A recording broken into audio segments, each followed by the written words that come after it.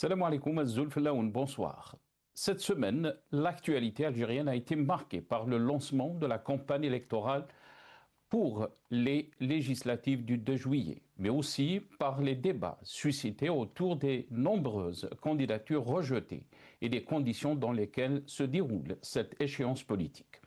Dans ce contexte, la revue El Jaish met en avant une Algérie stable, forte de ses institutions et engagée dans la poursuite de ses réformes. Un discours qui insiste sur la continuité, la sécurité et la préservation des acquis nationaux. Pourtant, le début de la campagne peine à susciter un véritable engouement populaire. Sur le terrain, l'intérêt semble limité et le débat politique reste discret. Cette situation intervient après le rejet de milliers de candidatures dénoncées par plusieurs partis et candidats indépendants, qui voient un rétrécissement du champ politique et une réduction des possibilités de compétition électorale. Le paradoxe est saisissant, alors que le discours officiel appelle à la participation citoyenne et présente les élections comme une étape importante de la construction institutionnelle du pays. Une partie de la classe politique estime avoir été écartée ou empêchée de participer pleinement à la compétition. Entre stabilité revendiquée et pluralisme contesté, le décalage apparaît de plus en plus visible. Et au milieu de cette confrontation entre récit institutionnel et critique de l'opposition, une question demeure. Où est le peuple ? Car le véritable défi n'est pas seulement celui des partis ou des institutions, il est celui de la confiance des citoyens.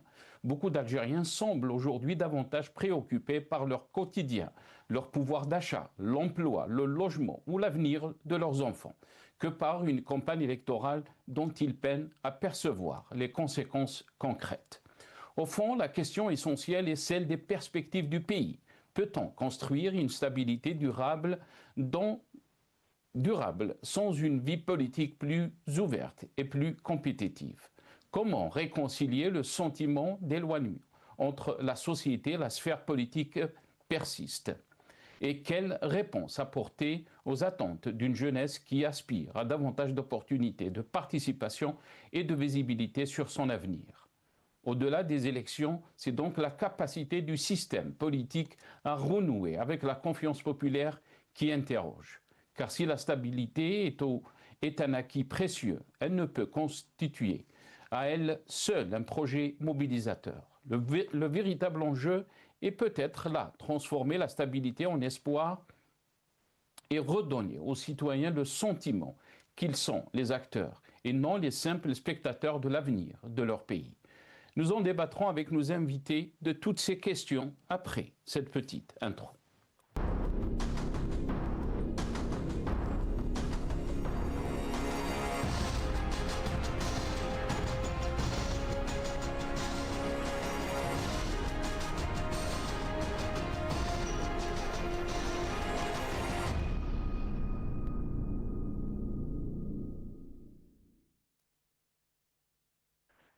Rétro-info de la semaine, comme chaque samedi, donc, on va revenir sur les sujets qui ont marqué l'actualité de notre pays cette semaine. Et bien sûr, va parler des élections, de cette campagne électorale qui a débuté cette semaine. Et bien sûr, la situation politique que traverse notre pays et quelles perspectives par rapport donc à la situation que vit notre pays. C'est avec plaisir que nous avons avec nous ce soir donc Maître Salah Debbouz, qui est avec nous depuis Bruxelles, avocat et défenseur des droits de l'homme. Il est avec nous donc via Skype. Maître Salah Debbouz, bonsoir. Merci beaucoup d'avoir accepté l'invitation. Marhaba bik, c'est Salah. Bonsoir, c'est Nasser. Bonsoir aux invités, aux téléspectateurs et merci pour. Merci beaucoup, Maître. Barakallahu fik, ya'tik sah. Merci d'avoir accepté l'invitation. Très content de vous avoir avec nous ce soir. Kamel Mouktefi, militant politique, il est avec nous depuis Montréal, donc via Skype, dans le Canada. Je ne sais pas si Kamel est avec nous. Bonsoir, Nassar. Ah, très bien. Ils m'ont dit à l'oreillette qu'on t'a perdu. Très content de t'avoir avec nous, Kamel. Très, très content. Merci beaucoup, Kamel, d'avoir accepté l'invitation. Azoul Felek.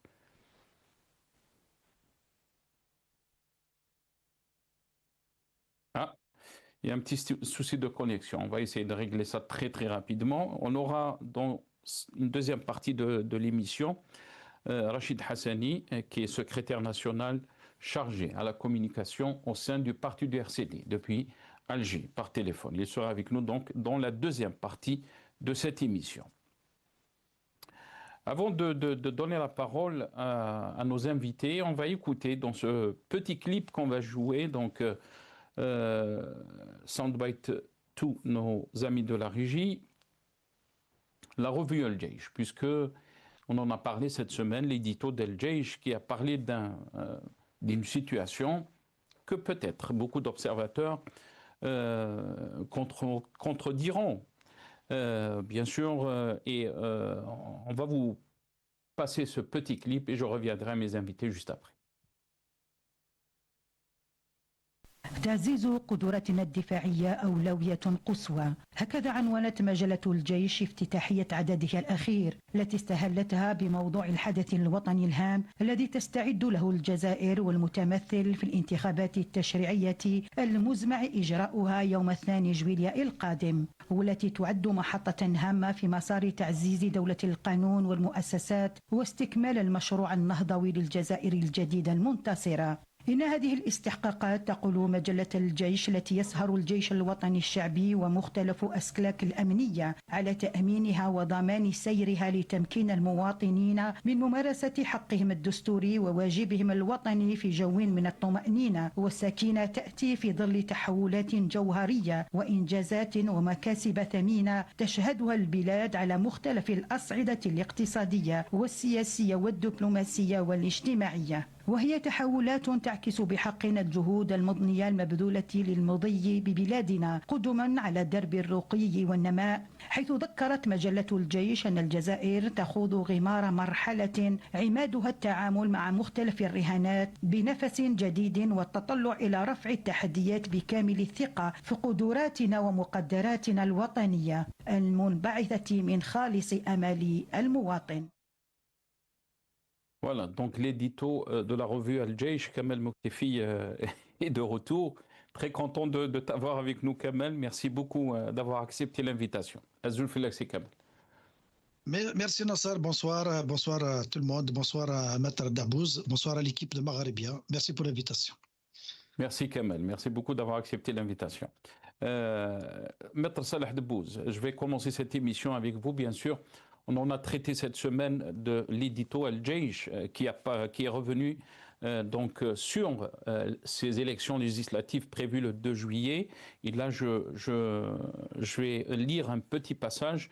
Les élections législatives du 2 juillet 2026, un rendez-vous qui se veut une étape cruciale dans le processus de consolidation de l'état de droit et des institutions, ainsi que dans le parachèvement du projet de renouveau de l'Algérie nouvelle victorieuse. Ces échéances dont l'armée nationale populaire et les différents corps de sécurité veillent à la sécurisation et le bon déroulement pour permettre aux citoyens d'exercer leurs droits constitutionnels et d'accomplir leur devoir national dans un climat de sécurité et de quiétude, interviennent dans un contexte de transformation profonde, de réalisations majeures et d'acquis précieux que connaît notre pays à tous les niveaux, économiques, politiques, diplomatiques, sociaux et bien d'autres. Comment peut-on analyser cet édito, Maître Salah Dabouz? On parle d'un édito d'El Jaish, donc la revue El Jaish, qui parle donc d'un parachèvement du projet de renouveau de l'Algérie nouvelle et victorieuse, et que l'armée, bien sûr, et les différents corps de sécurité veilleront à la sécurisation et le bon déroulement donc, de ces élections. Quelle est votre lecture par rapport à cet édito, Maître Salah Dabouz? Alors, ma lecture, j'essaie de donner une analyse. Il y a une analyse du fond. Dans la forme. Alors, dans la forme, l'armée n'a rien à voir avec activités politiques internes, j'allais dire. Elle sécurise quoi, l'armée? Est-ce que les élections, c'est une guerre?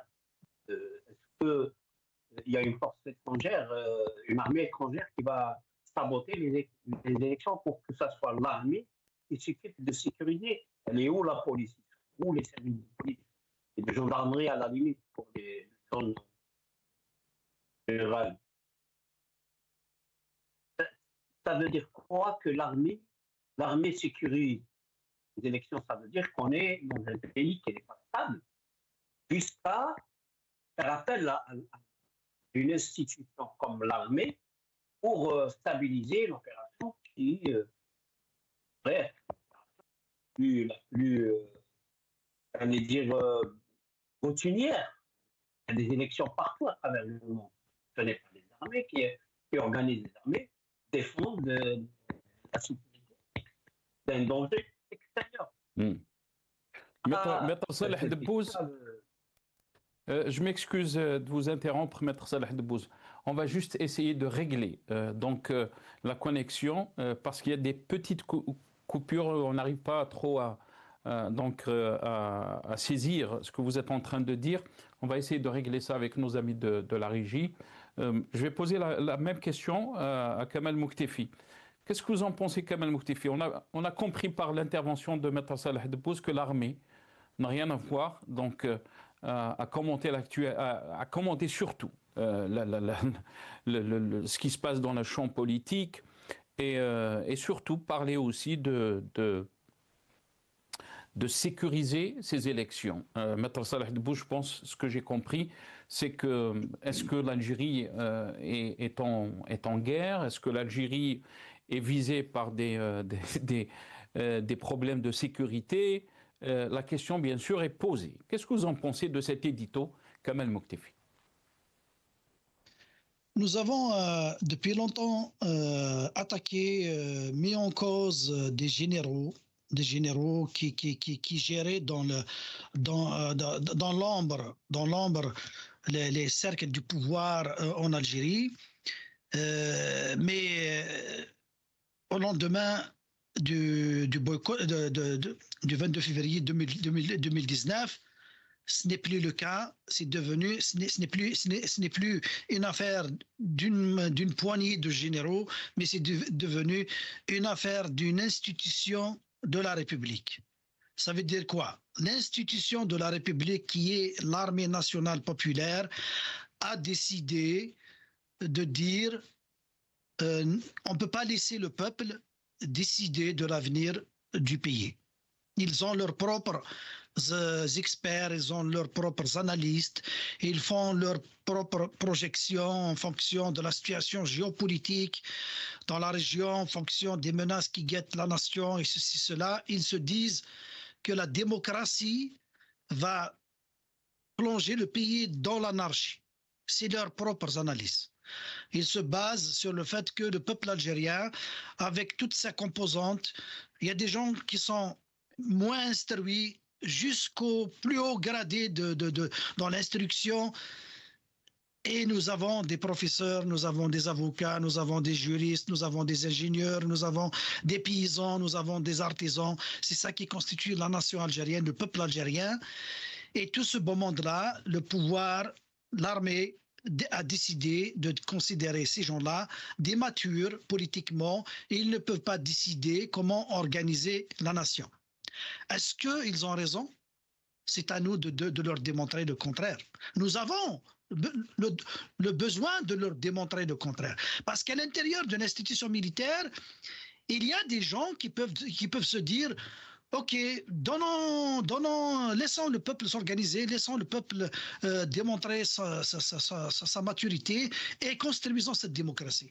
Mais il y a une bonne partie qui ne veulent pas, qui disent que non, le peuple, ça risque.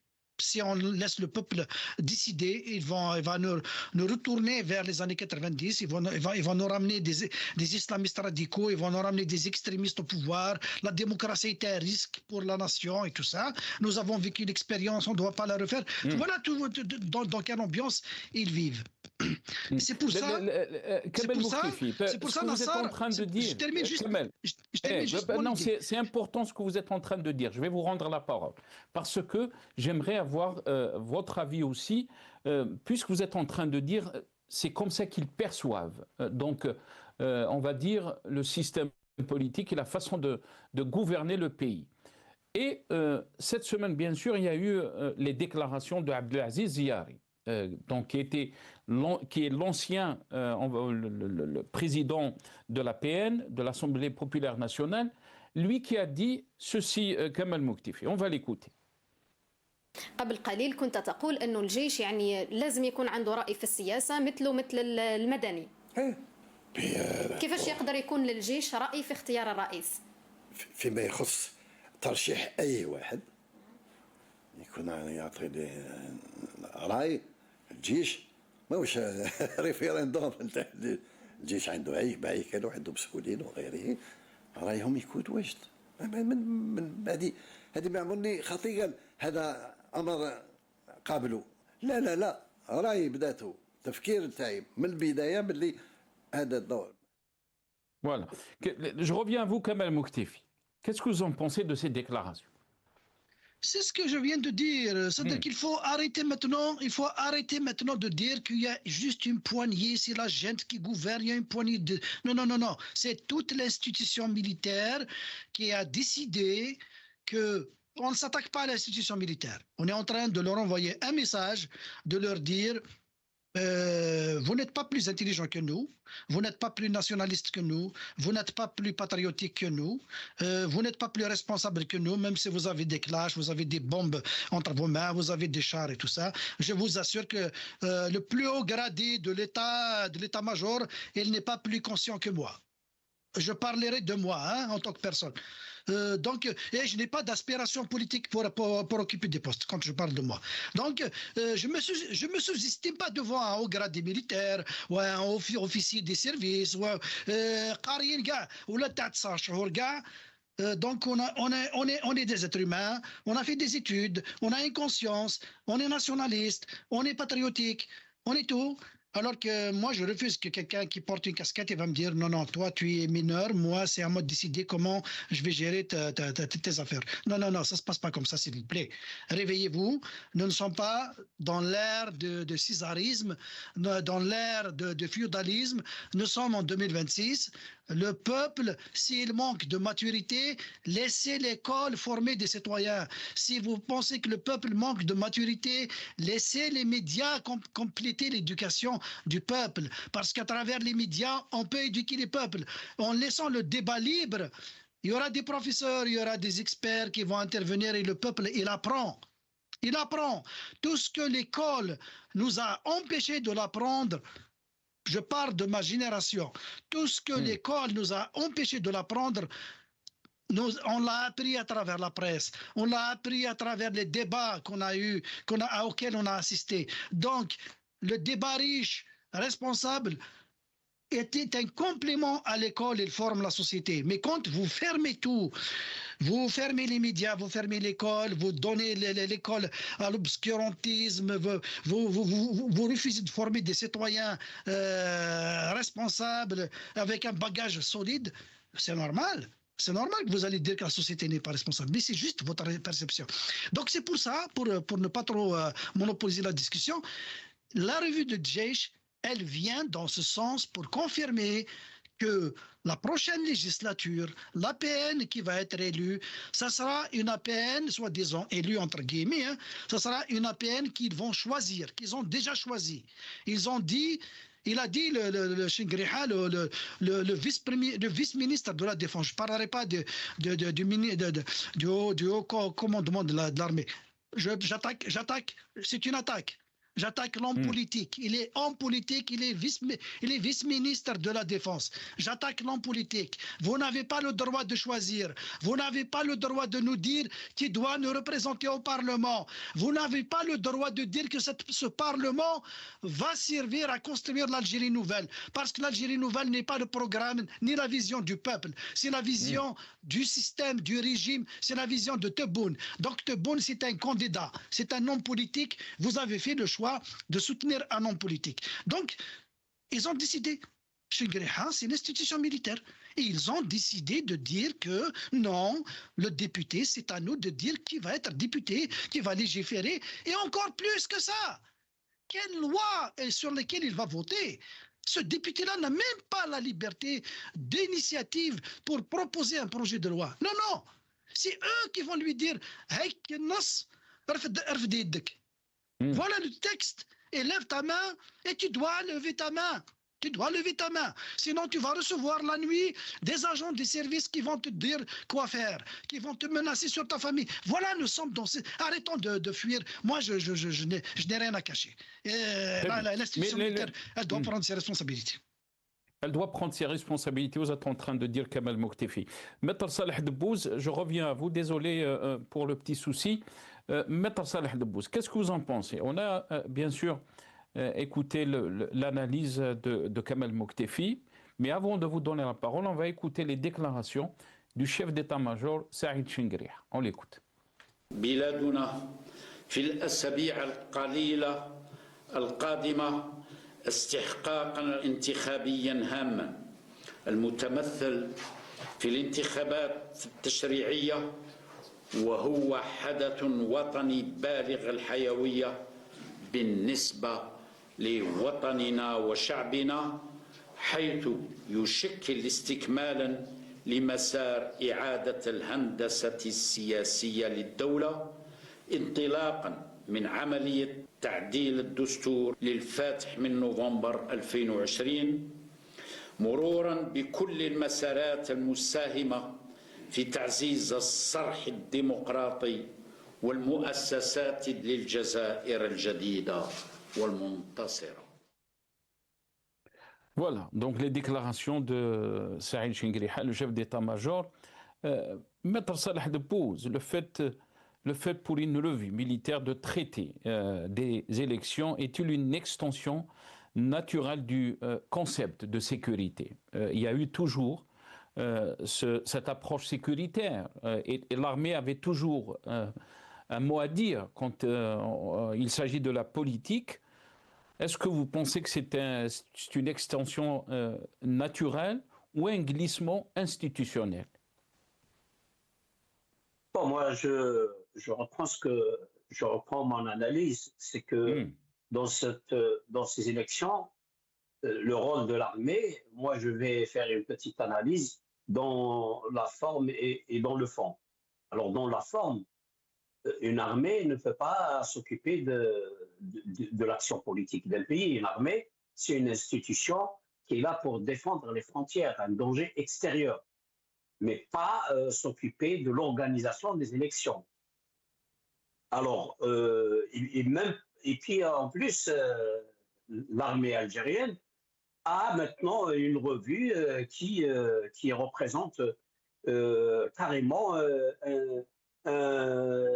comment dire, c'est-à-dire qui représente une tribune politique et c'est carrément un parti politique avec des armes à la main et qui prend une grande partie du peuple algérien comme ennemi et comme adversaire. C'est-à-dire Chingriha est en train de prendre une démarche politique contre une partie du peuple algérien qu'il considère comme ennemi, et lui, il a les armes entre les mains, et il est là pour imposer sa vision, la vision du parti politique qu'on peut appeler Armée populaire nationale, contre une partie du peuple algérien, une grande partie du peuple algérien. C'est-à-dire c'est le FLN avec des armes, c'est l'ex-FLN, parti unique avec des armes, c'est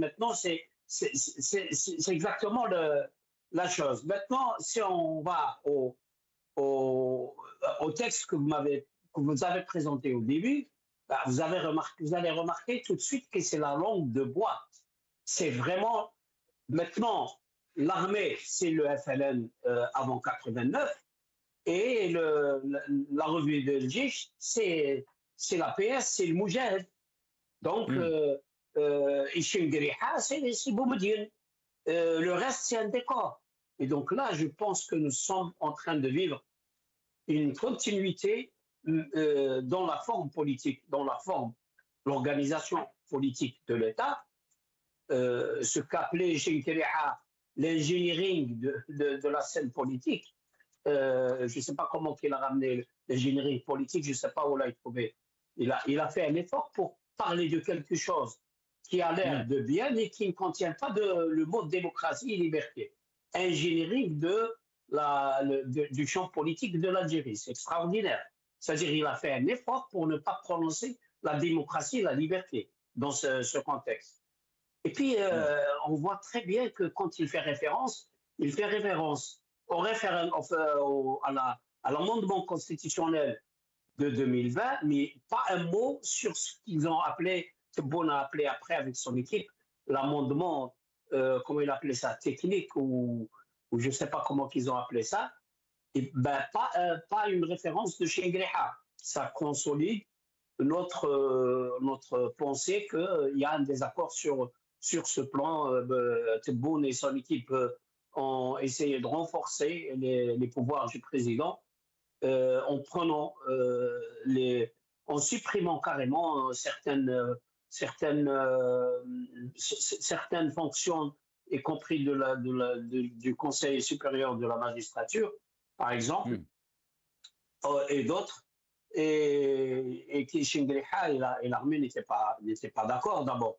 On a vu qu'ils n'ont pas assisté, ça a été reporté parce qu'il était absent, ensuite il s'est passé d'une manière un petit peu forcée, et puis maintenant Chinkiria, quand il fait référence, il fait même pas référence à cet amendement. Bref, donc c'est la continuité de ce pouvoir militaire qui est en train de chaque fois de s'affirmer encore plus sur le champ politique, quoique c'est le même pouvoir militaire depuis 62. Maître Saleh, ceux qui vous diront qu'il y a une exception, on va dire, algérienne, puisque l'armée a été toujours au cœur de la construction du pays, on va dire. On parlait de la LN, donc l'armée de libération nationale, et cette armée, elle fait partie aussi du peuple. Donc, pourquoi il y a problème pour vous que l'armée soit impliquée dans la construction du pays, dans la politique, on va dire? Pourquoi ça cause problème pour vous, Maître Salah Debbouze? Parce que c'est fait par les armes, par la force, par les crimes politiques. C'est-à-dire l'armée aujourd'hui, si vous dites quelque chose qui ne plaît pas aux gens qui ont des armes, parce qu'eux, ils ont des armes, et vous n'avez pas des armes, ben vous allez par la force subir leur diktat. C'est une dictature. Ça me dérange parce que c'est une dictature. C'est-à-dire aujourd'hui, Chinkiria, et là, il faut, quand on dit l'armée, on parle de l'état-major de l'armée, pas des troupes. Parce que moi, j'ai fait mon service national, ben, je vous assure que les troupes de l'armée vivent les mêmes misères que vit le peuple. Moi, quand j'étais en service national, et encore, hein, c'était dans les années... moi, j'ai fait mon service national entre septembre 87 et septembre 89. Et j'ai fait une grande partie dans le sud, dans un endroit qui s'appelle El-Shesh. C'est au sud d'Adrar, entre Adrar et Regan.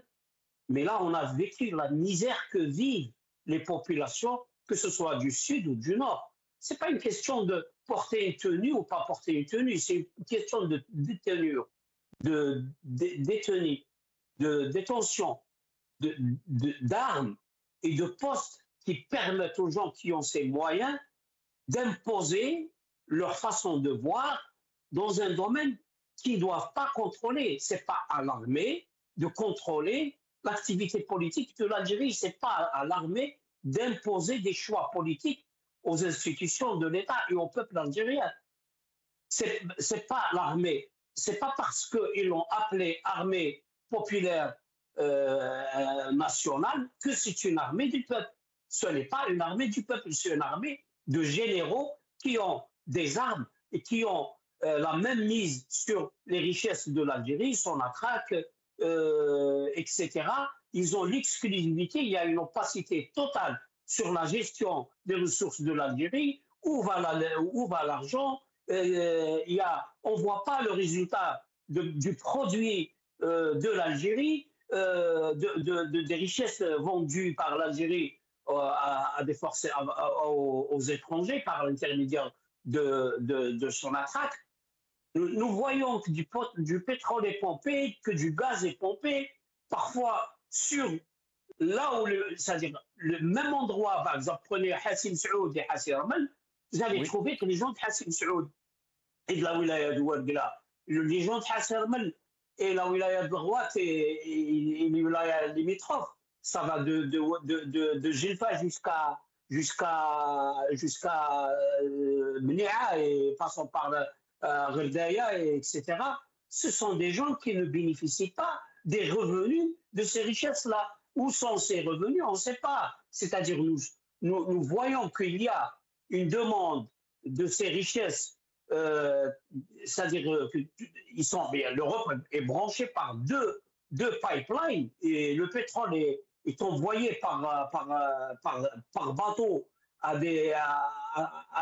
c'est-à-dire son attaque, c'est une entreprise qui produit énormément de richesses. Où sont le fruit de ces richesses? Et il est où? On ne sait pas, parce qu'il y a une direction militaire qui contrôle tout ça, mais dans le flou total. Et puis, pour ne pas qu'on puisse demander des comptes, ils choisissent des gens qui souvent ne comprennent rien du tout à ce qu'ils la preuve. Ils ont voté une loi qui les a éliminés. Ce sont des députés qui étaient là en 2021. On leur a présenté une loi qui va dire que vous pouvez être éliminé parce qu'un bureaucrate peut penser que vous ne le plaisez pas. Là, ils ont voté parce qu'ils ne comprennent pas ce que ça veut dire. Ils ne peuvent même pas voir leur intérêt personnel. Ils ne sont pas capables de le voir. Alors, ce sont ces gens-là qui choisissent pour mettre dans des institutions, pour donner la forme que nous avons un État démocratique, parce qu'il y a des normes internationales, parce que l'Algérie a signé des conventions au niveau international qu'elle doit avoir certaines formes politiques pour qu'elle soit acceptée comme un État démocratique. Mais les militaires ont fait le choix que toutes ces institutions soient remplies par des gens qui ne comprennent pas ou qui obéissent aux ordres. Soit ils ont des dossiers, soit ils sont corrompus, soit ils sont limités sur le plan intellectuel, soit ils n'ont aucune expérience, peu importe, mais il faut que ce soit des gens qui ne peuvent pas influencer la décision et qui ne peuvent pas gêner les militaires, que ce soit dans le pouvoir législatif ou dans le pouvoir judiciaire, enfin, soit dans le pouvoir législatif, donc le Parlement, ou le pouvoir judiciaire, donc la justice. Et même maintenant, ils sont arrivés même à vider de son sens l'activité de communication, le quatrième pouvoir. Vous avez énormément de journaux, vous avez énormément de chaînes de télé, mais qui répètent comme des perroquets ce que dit Chindreha. Donc c'est ça ce que cherche à faire le pouvoir militaire. L'élite, les armées, c'est pas les généraux, c'est même pas les colonels. C'est seulement les généraux. Il y a un collège de généraux qui sont organisés sous forme d'une secte et qui détiennent tous les pouvoirs et qui font ce qu'ils veulent. Très bien. Reste avec nous, Maître Saleh Debbouz. Kamel Mouktefi, l'institution militaire est-elle seulement un garant de la sécurité ou aussi un acteur de la fabrique du récit politique? Pourquoi, d'après vous, l'armée s'immisce dans la politique? Est-ce que aussi il y a de l'autre côté un vide de l'élite politique, de l'élite algérienne qui ne joue pas son rôle? Kamel Mouktefi.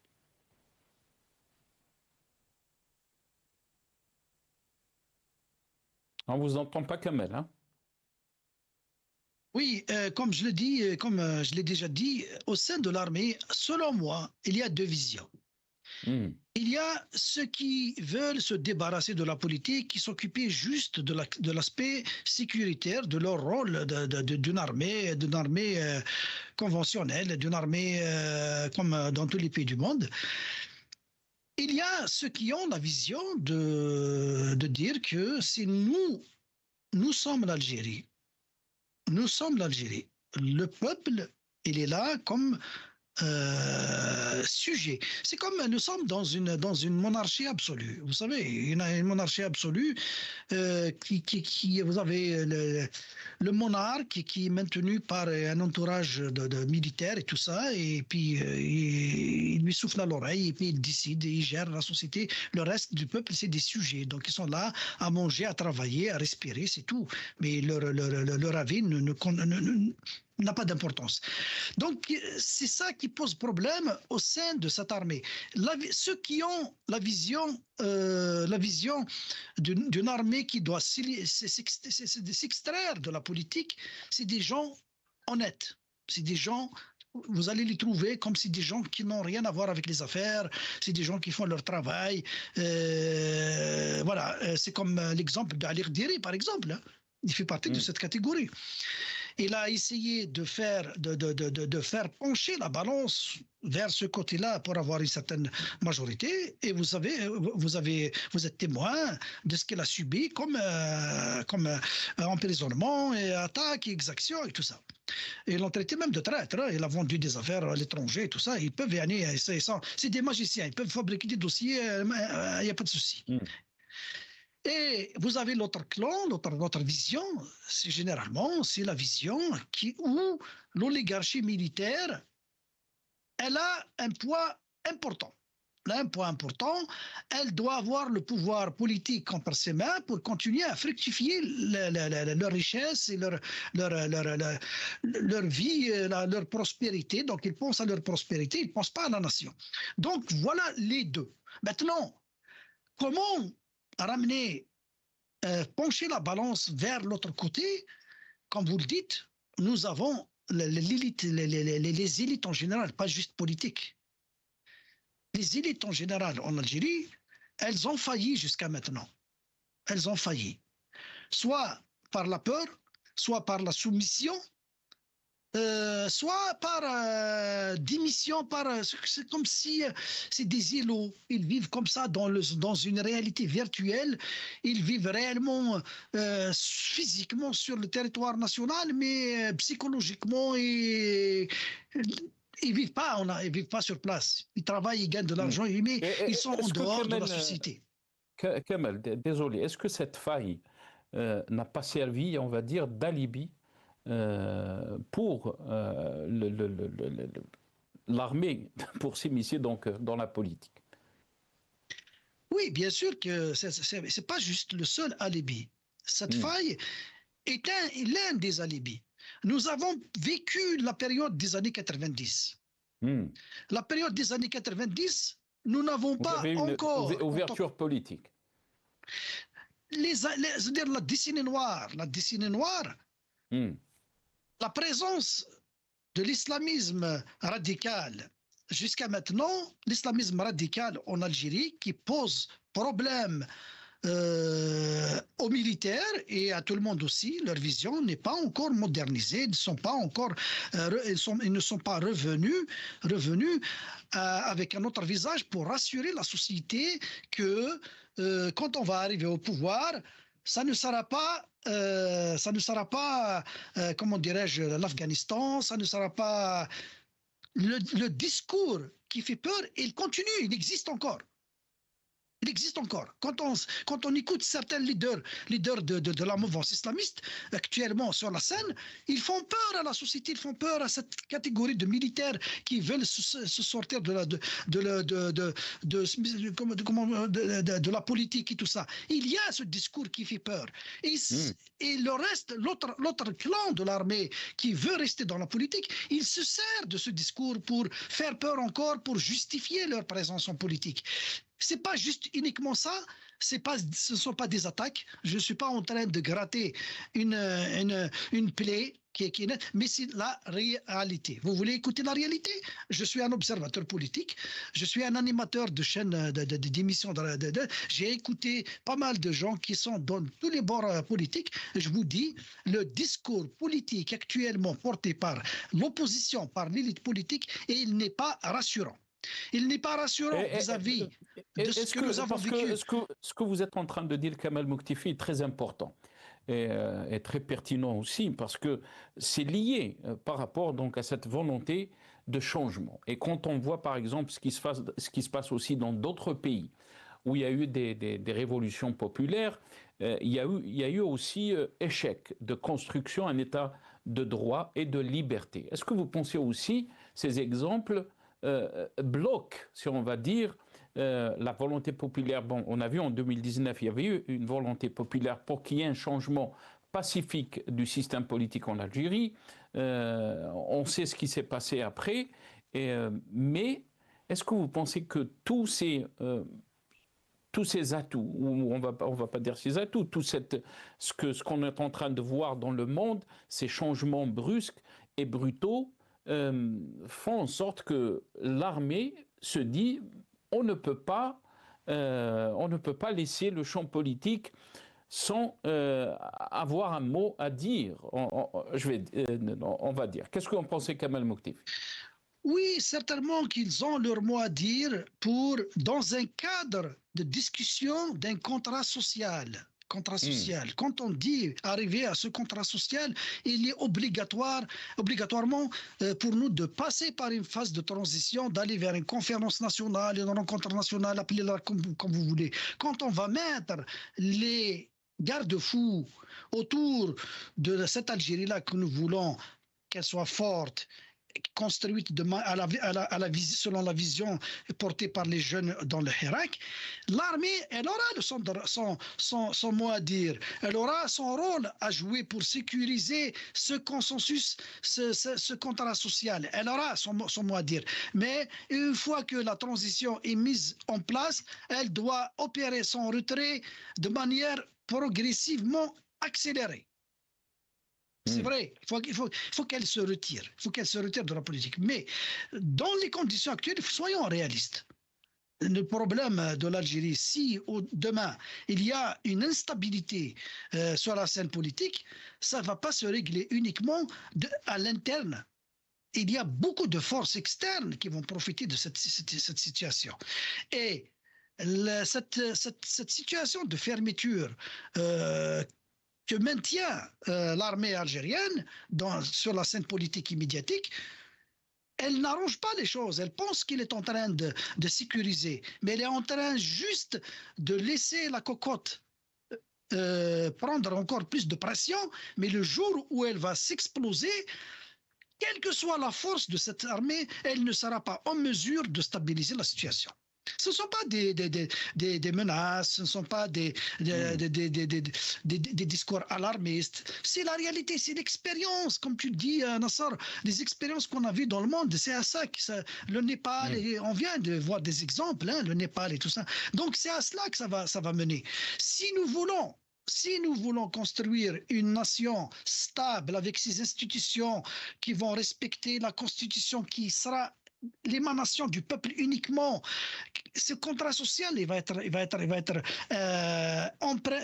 cette constitution va être empruntée de ce contrat social, on va aboutir à une stabilisation.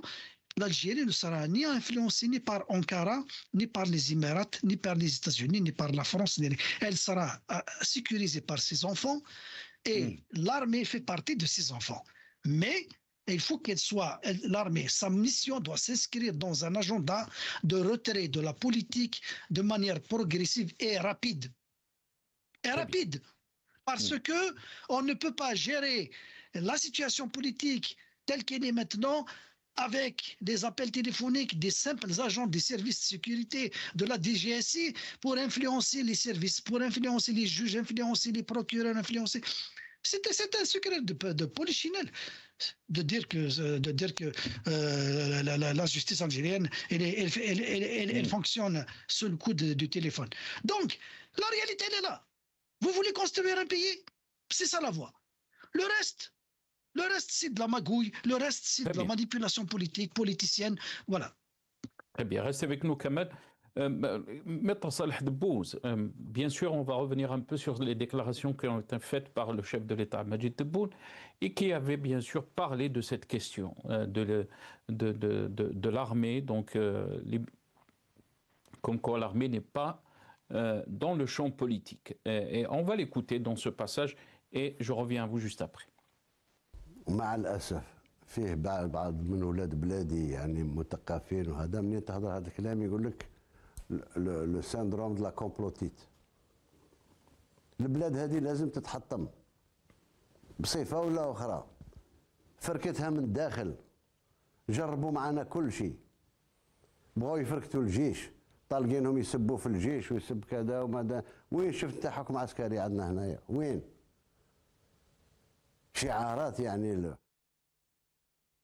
فوالا متى صالح دبوز وين شفت انت حكم عسكري؟ يعني les paroles du chef de l'État Majid Tebboune sont très claires. Yani, il a parlé même du syndrome de la complotite.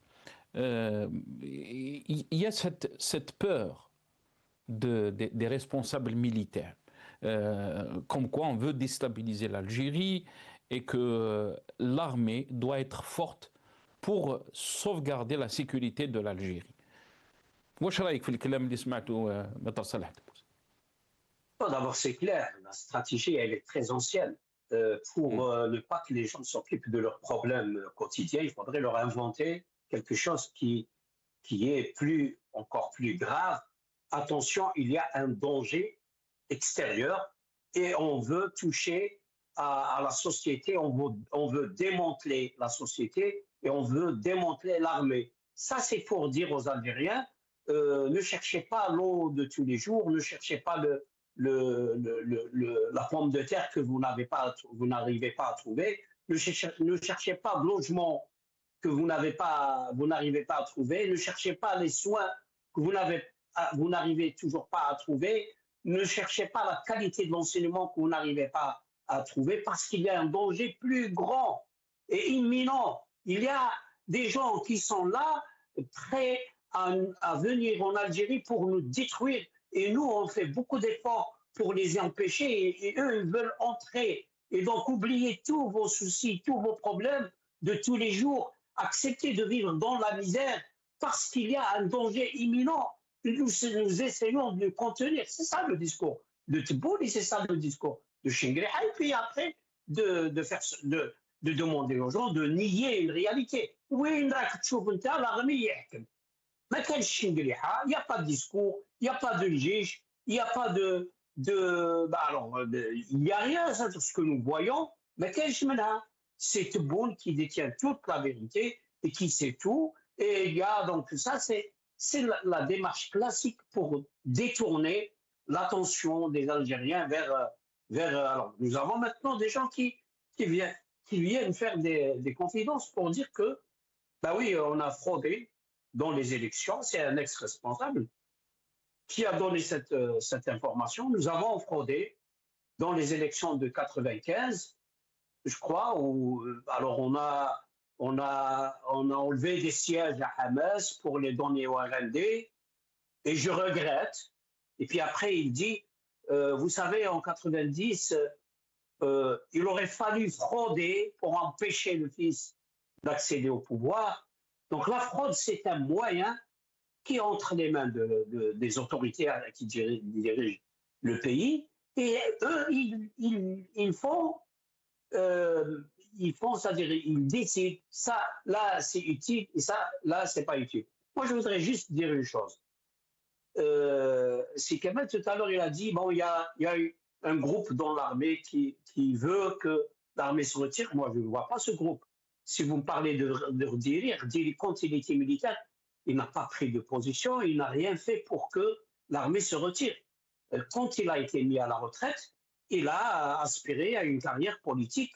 C'est son droit, mais il n'était pas militaire en ce moment-là. Un ex-militaire, ce n'est plus un militaire. Et donc, moi, je voudrais bien voir des militaires actuels dire que nous voudrions que l'armée se retire et faire en sorte que cela se passe. Ça ne s'est jamais passé en Algérie avec l'institution militaire. Il n'y a jamais eu de militaire qui voulait que l'armée se retire. Ça ne veut pas dire qu'un militaire, s'il est honnête, on peut être honnête et se cramponner dans les affaires politiques de l'Algérie. Moi, mon problème, ce n'est pas... Oui. اسمح لي يعني ceux qui disent l'institution militaire est une institution qui est forte. Et c'est grâce à elle que le pays tient. Dans un monde où il y a beaucoup de défis sécuritaires, l'armée. Si on, par exemple, on va mettre de côté de l'armée, est-ce que vous pensez qu'il n'y aura pas un vide, puisqu'il y a un problème avec notre élite, qu'elle soit politique, qu'elle soit une élite, l'élite algérienne en général. Est-ce que vous pensez que ce danger-là, peut-être que l'armée le voit venir, on va dire. Très rapidement, Maître Salah Debbouze. Écoutez, le vide, c'est l'armée qui l'a fait. L'armée a empêché le pays de fonctionner correctement selon les normes internationales. Il y a énormément de pays qui sont très bien gérés, qui ne sont pas forts, mais qui sont très, très respectables. La Suisse, la Belgique, là où je vis, on n'entend pas parler de l'armée ici. Énormément de pays, il y a des pays arabes, il y a des pays africains, il y a beaucoup de pays qui fonctionnent selon les normes de fonctionnement d'un pays qui ont trois pouvoirs, l'armée, le pouvoir exécutif, un pouvoir législatif et un pouvoir judiciaire. Et quand vous cassez toutes les élites, c'est normal que le pays devienne vide. Il est tenu par des militaires. Bien sûr, si l'armée se retire tout de suite maintenant, le pays va s'effondrer, bien sûr. Mais l'armée occupe une place qu'elle ne doit pas occuper et à éliminer toutes les élites, il fallait pas les éliminer. Qu'est-ce qu'a fait l'armée algérienne quand toutes les élites demandaient la démocratie et le choix du peuple de choisir entre le régime de parti unique dictatorial et militaire qui tient le pays par les armes et par la force, et entre un autre système. Qu'est-ce qu'ils ont fait? Ils ont ouvert le champ démocratique, ils ont laissé toutes les forces politiques de s'exprimer, ils ont favorisé les plus mauvaises comme choix du peuple, ils leur ont donné tous les moyens pour montrer au peuple, ils les ont même aidés pour montrer au peuple que voilà, ce mouvement politique qui va vous égorger, et s'il n'égorge pas assez, on va l'aider à égorger en se faisant passer pour des terroristes, pour leur dire que c'est ça la démocratie. C'est le sang, et voilà, parce que nous, on a les armes, on va empêcher les gens de faire des erreurs, vous n'avez pas à vous occuper de la politique. Si vous voulez vous occuper de la politique, ça sera le sang. C'est ça la stratégie qui a fait que le pays maintenant est rongé par la peur. C'est tout le monde qui a peur, même les élites. On ne peut pas construire un pays par la seule volonté des élites. Il faudrait que les élites aient la possibilité de vivre. Et cette possibilité de vivre, il ne faut pas que les forces comme celle de l'armée l'empêchent. On ne peut pas reprocher maintenant aux élites de ne pas faire leur travail parce qu'elles ont été massacrées sur tous les plans. Vous ne pouvez pas égorger et mettre les gens en prison et leur dire pourquoi vous ne faites pas votre travail. Non. Merci, Maître Salah Debbouze.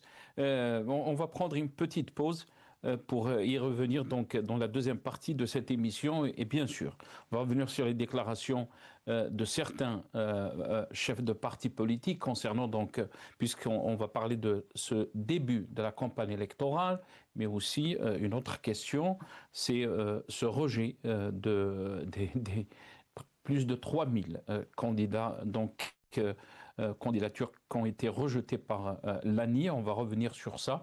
Restez avec nous juste un petit moment et on va revenir pour la deuxième partie de cette émission.